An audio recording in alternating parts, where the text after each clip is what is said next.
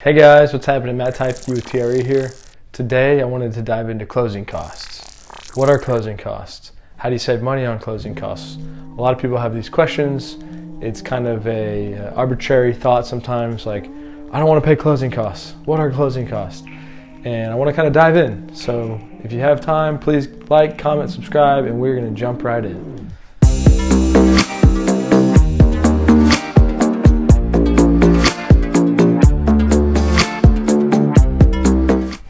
Thanks for tuning in, guys. This is going to be a quick video. I think you're really going to like it, so please stick with me to the end.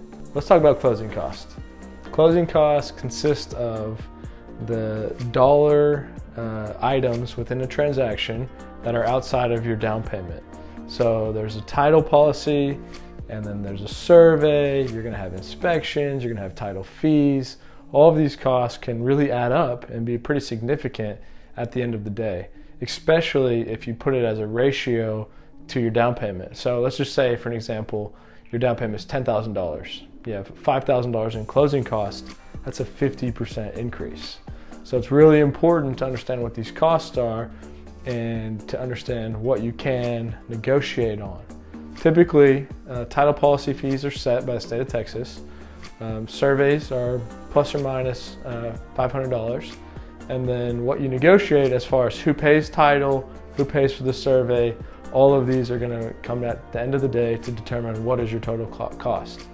I tell people that closing costs can range anywhere from 5 to 7% of the purchase price of the house.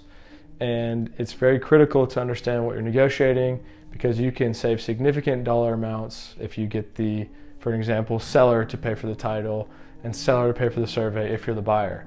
That right there can save you a couple $1,000s. So I always try to negotiate with everything in my favor or my client's favor, depending on if I'm the buyer or the seller.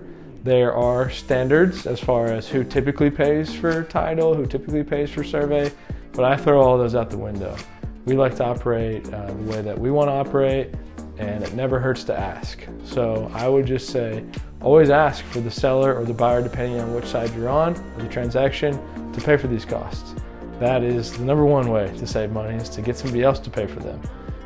And understand what the total costs are, because at the end of the day, what the seller or the buyer is going to pay is $1 amount, and whether you negotiate different closing costs or the price, it's all that $1 amount that truly matters.